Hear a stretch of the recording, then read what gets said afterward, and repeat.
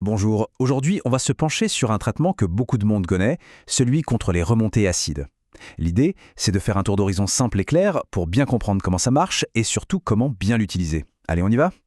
RGO, pyrosis, brûlure d'estomac, ça parle à pas mal de gens, n'est-ce pas? C'est vraiment des soucis courants. Et le traitement qu'on regarde aujourd'hui, c'est justement une des solutions les plus classiques. La vraie question, c'est comment ça fonctionne au juste? Bon, commençons par le début. La première question, toute simple, à quoi ça sert exactement? Dans quel cas est-ce qu'on l'utilise? Alors voilà, les indications sont assez nettes. On a le fameux RGO, le reflux gastro-œsophagien, c'est quand le contenu de l'estomac décide de remonter. Le pyrosis, qui est juste le mot un peu chic pour dire brûlure d'estomac, et puis bien sûr les régurgitations acides et les douleurs en haut du ventre. En gros, c'est le traitement de base pour tous ces symptômes. Ok, maintenant qu'on sait pourquoi on le prend, la grande question c'est comment? Et ça, c'est vraiment une étape clé. Parce qu'une bonne utilisation, c'est ce qui fait toute la différence sur l'efficacité. Pour un adulte, la dose habituelle est super simple à mémoriser. C'est une règle en 3 temps. 2 cuillères à café, 3 fois par jour, et le point le plus important, toujours après les repas principaux.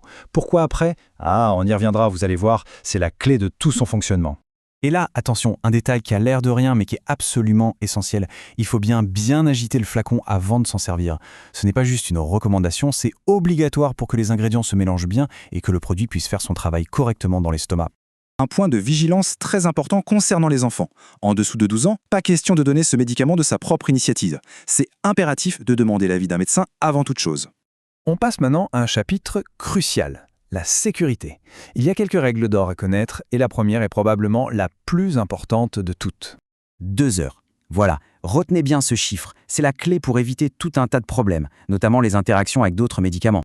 Alors, ça veut dire quoi, concrètement, cette règle des 2 heures? C'est simple comme bonjour. Il faut laisser un intervalle de 2 heures entre la prise de ce traitement et n'importe quel autre médicament que l'on prend par la bouche, peu importe que ce soit avant ou après. La raison, c'est que ce produit peut former une sorte de barrière qui empêcherait les autres médicaments d'être bien absorbés et donc de bien fonctionner. L'idée, c'est de laisser à chacun le temps de faire son travail.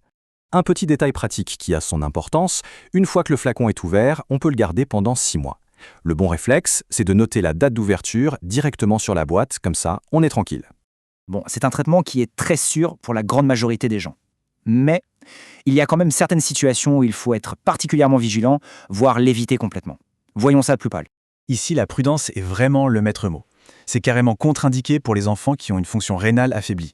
Et pour les adultes, on déconseille fortement si on a une hypercalcémie, c'est-à-dire un taux de calcium trop haut dans le sang, ou si on a tendance à faire des calculs rénaux à base de calcium. La raison est toute simple, ce médicament en contient. Un autre point intéressant à connaître, c'est sa teneur en sodium. Chaque dose, donc 2 cuillères à café, apporte environ 142 mg de sodium. Pour mettre ça en perspective, ça représente à peu près 7% de l'apport maximum recommandé par jour. C'est une info capitale pour les personnes qui doivent suivre un régime sans sel ou pauvre en sel. Et on termine cette section avec une très bonne nouvelle, notamment pour les femmes enceintes ou qui allaitent. Il a été démontré que ce traitement peut être utilisé sans problème pendant la grossesse et l'allaitement. C'est plutôt rassurant car c'est une période où les problèmes de reflux sont particulièrement fréquents. Allez, on attaque la dernière partie, on va parler un peu des effets indésirables possibles et surtout du fameux mécanisme d'action. Comment est-ce que ça marche ce truc? Et vous allez voir, la réponse est vraiment ingénieuse.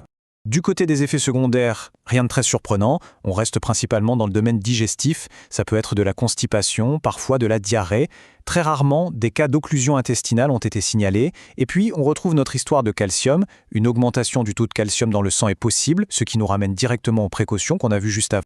Et voilà, le clou du spectacle, le secret de son efficacité. Contrairement à beaucoup d'autres médicaments, celui-ci n'a pas une action chimique. Non, son action est purement physique, c'est ça qui est génial. Au contact de l'acide de l'estomac, l'alginate de sodium se transforme en un gel tout léger qui vient flotter à la surface de tout ce qu'il y a dans l'estomac. Il forme une sorte de radeau protecteur. Et ce radeau, il bloque physiquement le passage, empêchant l'acide de remonter dans l'œsophage. C'est mécanique, c'est simple et c'est terriblement efficace.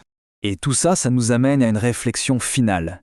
L'idée qu'une simple barrière physique, un mécanisme presque basique, puisse être aussi performante, c'est assez bluffant. Et ça pousse à se demander quelles autres pépites de simplicité comme celle-ci se cachent encore dans la médecine d'aujourd'hui. Voilà, c'est une petite question à garder en tête. Merci beaucoup pour votre écoute.